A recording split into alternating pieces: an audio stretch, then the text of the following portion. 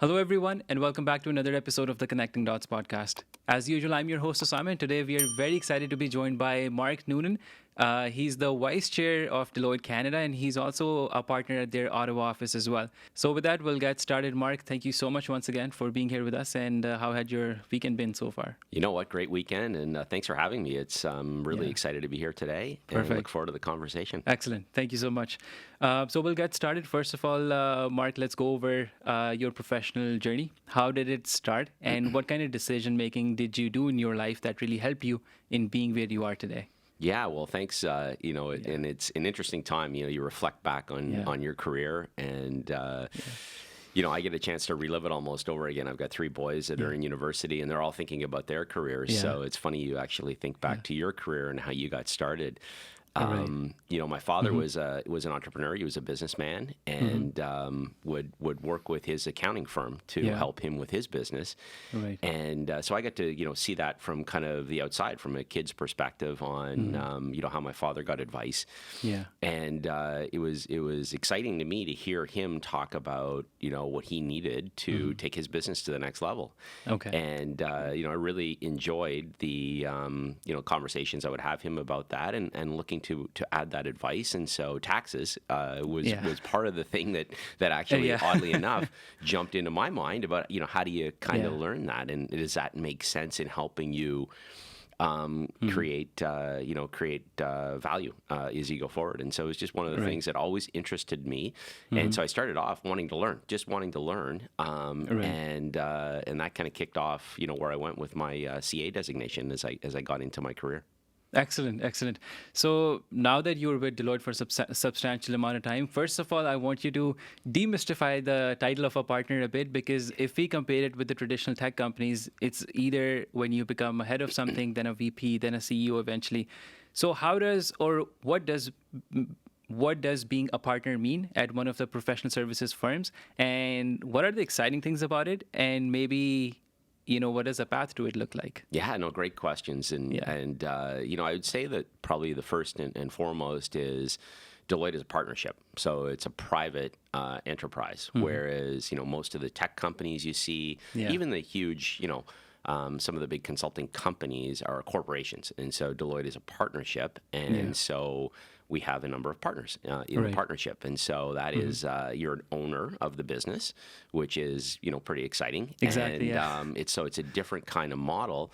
Yeah. And we have a number of partners, and partners have many different roles, and your career can evolve over time. So that's kind of the interesting part about being in a partnership. It is that every partner gets a vote. It is very entrepreneurial. Nice. Yeah. And so it's totally kind of different from the corporate world, I would say. Right. Interesting. And coming from an outsider perspective, Deloitte looks like an exciting employer to work for. So now that you've spent almost more than a decade of your life at Deloitte, so what do you think it's Deloitte's unique differentiator that sets it apart from the competition? Yeah, great question. And I think, you just look at the basics, right? It's all about, I always think it's about our people.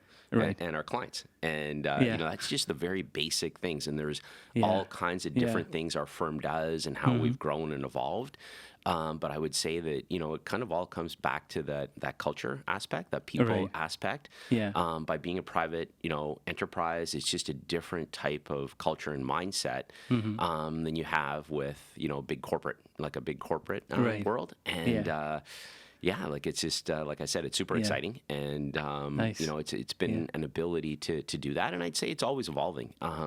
We're always evolving, we're always changing, we're always growing, and but in that private kind of mindset. Yeah. Exciting. So over time, while you were advancing in your career, what kind of myths do you think have been busted for you as far as the corporate hierarchy is concerned? Yeah, you know what? I mean, I honestly never really got too caught up in the hierarchy or the myths, and maybe that was a pro, or maybe it was a negative. I don't know. I just didn't seem to think it going on. And as I did, I always just tried to add value and enjoy and grow. I really believe that, life is about constant growth. And so how you kind of evolve in your personal life, but also in your business life, you're always trying to learn and grow. And like it's just it's a phenomenal place. Deloitte's a phenomenal place, and the industry itself is a phenomenal place to have that lifelong learning. And so there's just this opportunity to keep changing things. And so, like many of my peers would look at, and I have peers or colleagues that have left Deloitte and gone on and done different things. Right. But the one thing they'll always come back and say, the people that they were surrounded with at Deloitte were the smartest people they've been around. And so you're immersed in this huge talent pool of very smart people. And so you're always challenging yourself to grow and learn. And so it's just this evolution of really getting better every day. Right, excellent. And maybe you're the right person to ask this. So what are some of the, since you work in tax primarily, so what are some of the ethical corporate guidelines for companies as well as their tax filing is concerned? Yeah, you know what? I mean, tax, it's an interesting thing. And I listen to these, podcasts like you do, or read books, and one of the things that that I was just listening to the other day was this Rich Dad Poor Dad. I don't know if you've heard. My wife actually recommended that to me as well. It's so cool. It's a nice book. But one of the things that popped out of it that really kind of jumped out for me, and then maybe it's because I'm in the industry. It's like understand tax. Like you better learn tax because it's such a big part of your individual investment thesis, and then obviously your corporate thesis, right? So many companies, it's kind of one of the number one or number two things on their income statement is taxes. So you've got to manage it properly, and you've got to control it. But you raise a great question. There's an ethical component around it as well. So what I would say my clients right now, nobody wants to pay too much tax for sure. But they also want to make sure they're good corporate citizens. And so I would say that probably what we spend almost as much of our time on is helping companies comply. And it gets very complicated in the global world when things are changing, and you've heard minimum taxes, you've heard all the different, kind of things that you've seen out there. Companies want to comply, and they want to be good corporate citizens. But they also don't want to put themselves at a competitive disadvantage either. And so, in that theme, it's about being that good corporate citizen, but it's also about being competitive as well. So it's a good challenge. It's a good challenge to have, and it's exciting because you're right. I mean, it's always evolving. Excellent.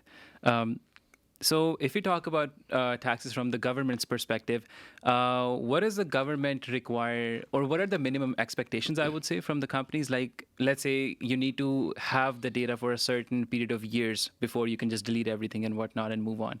So in those terms, is the process very traditional, or is there a substantial amount of tech involved to just make it more efficient, more robust, more secure, something like that? No, great question. And I would say like it's evolving super real time, right? So certainly tech enabled, filing online, keeping data, storing data, keeping data in the cloud. It's one of these things that we're seing the pace now of technology increasing, which also gives the government authorities probably more tools, right? More tools to actually look and assess and do benchmarking and do analysis and try and figure out if companies and individuals are paying their fair share, helps them identify outliers, and so it's certainly evolving, and it's changing the industry for sure. Excellent. And other than that, Mark, since being a strategy leader or being a partner means that you get to be involved in a lot of C-suite meetings, and it's very, I would say, it's maybe it might have become a cliche as well that CEOs don't have time. They're very busy people. Their attention spans are very little. So what would be your recommendation for someone? Let's say if somebody has to present and maybe pitch in such environments, how can one ace those meetings? Well, so first of all, I would say is kind of stepping back is be yourself, right? So you have to understand. You don't want to be, phony or come in with kind of your own set agenda and then prepare, right? Like you got to really prepare, right? And then I think you nailed it because CEOs are busy and everyone has things going on. And so, we do a lot at Deloitte. We bring in a lot of C-suite, and we'll have to teach our younger partners or to teach our staff about how to talk to, the C-suite. And Right. one of the big things, Yeah. and you probably have seen this before, is what keeps you up at night, right? The question Yeah. is what keeps you up at night. And one of the CEOs, it was funny. We were having a kind of Yeah. fireside chat, and he said, "If you ever come into my office and you ask me what keeps me up at night, Yeah. like I'm kicking you out." He goes, "You're gone." And it's like, well, what do you mean? Like, Yeah. isn't that like a start off question? Because Yeah. he goes, "I want you to come in and tell me what you think should be keeping me up at night. I want you to tell me and give me Yeah. insights about what's keeping your other clients up at night. That's what I look to somebody like you for. You talk to many different executives. You're cut across many different businesses. I want you to bring me your perspective and tell me what I need to know to do my job better. Don't come to me asking me questions. Have perspective, and then we'll have a conversation." And so, that really nailed it for me. And so I've never gone into a meeting before and then asked anybody what keeps you up at night. Yeah, nice. And that reminds me of the fact that once I was having a discussion with one of my managers at work, and what he said was that before you come to me with a complaint, come to me with a solution as well. It does not have to be a realistic, practical solution, but I want to hear what you think should be done before I tell you what needs to be done. And that really shifted the game as well, because then you become, instead of being a complainer or being someone who's just nagging all the time, then you actually start thinking about, okay, if I were to be in his shoes or her shoes, how am I going to solve the problem? And I think that's one of the important things about preparing yourself for such positions as well, because other than all the glitters, you need to deal with these things as well, where you have to air the unpopular opinion at times. Oh my gosh, don't you? And that is so true. It's so true. Like again, I was just reading another book, and so I try and keep these little tidbits of information. I was preparing a little bit for this podcast, and General Patton, right? He has this kind of thing. It's like if everybody's thinking the same in a meeting, then somebody's not thinking. You know what I mean? And it's so true. We hire in our profession, we hire really smart people, and then we do a disservice if we don't empower them to come up with their own points of view and own thoughts. And so you're right. If somebody on my team comes to me with a problem, I want them to come to me with a solution, because the chances are I haven't thought of that solution. I haven't thought of that angle. I may want to massage it. I might change it. I might not agree with it, but it certainly gives a different perspective. And, it's back to the whole thing about, diversity and having a diverse team with diverse views and diverse thoughts and different cultures, different perspectives. It just helps you grow, and it helps you bring a more complete solution. And so you're like exactly right. It's bang on. I want people to come to me with solutions, and not necessarily am I going to take those solutions, but it's going to allow me to think differently. And I bet you it changes the ultimate way we go with it. For sure. Mark, other than that, if we extrapolate that thought a little bit, you handle a very diverse set of portfolio at work. And while I was doing some research about your profile as well, I found that you're a board member at Ottawa Hospital as well, and you're doing a bunch of other things too. And these industries, I don't think they're necessarily related to each other.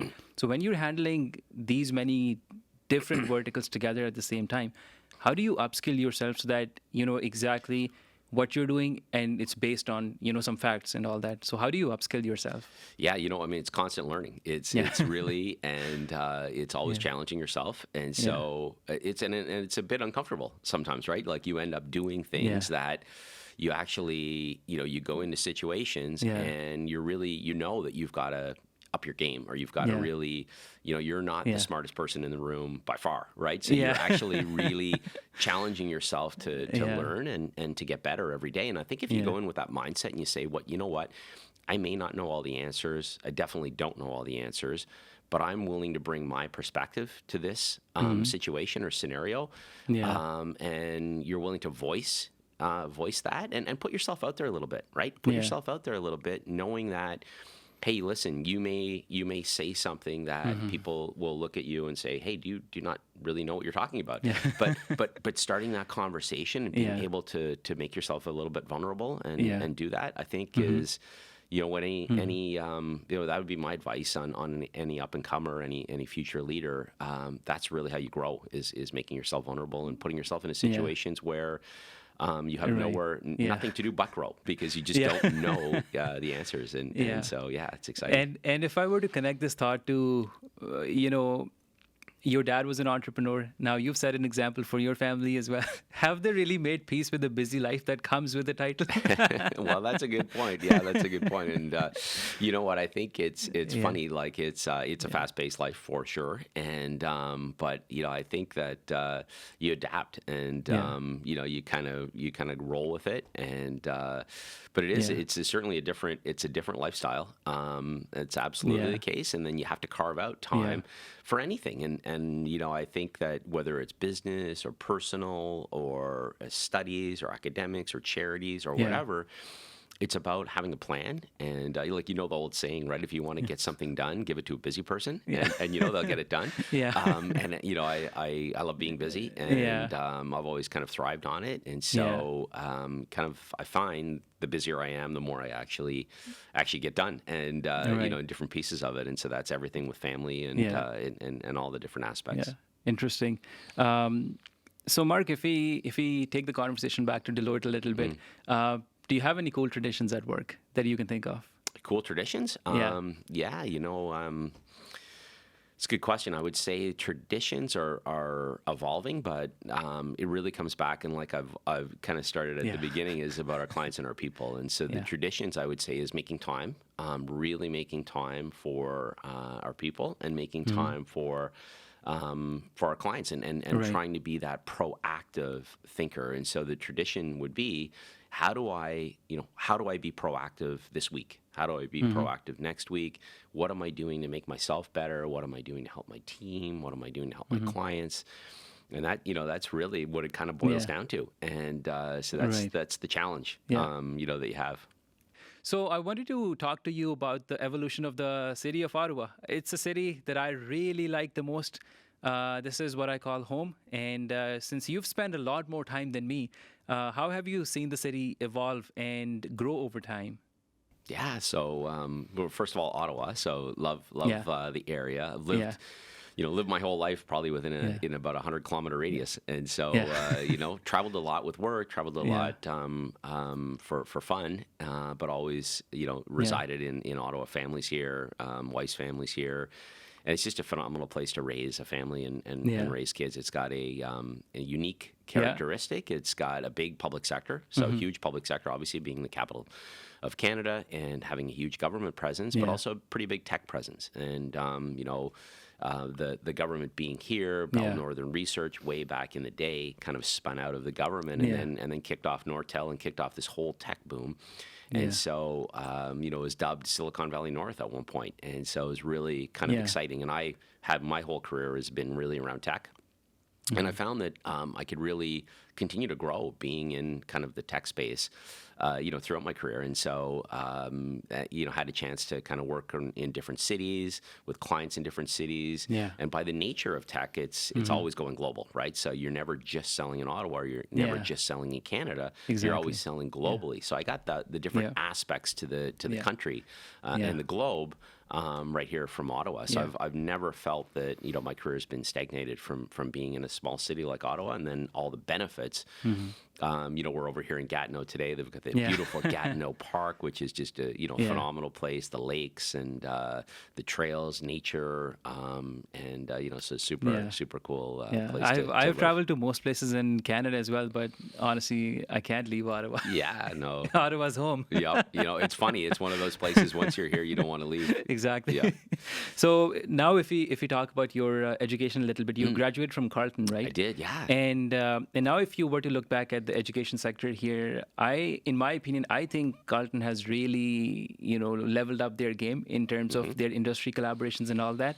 But in your opinion, now, if you were to reflect back on it, how was your education journey like, and how do you see it evolving today? Yeah. So first of all, like I mentioned, I believe in lifelong learning. So Yeah. you go to university, and for me that was a long time ago.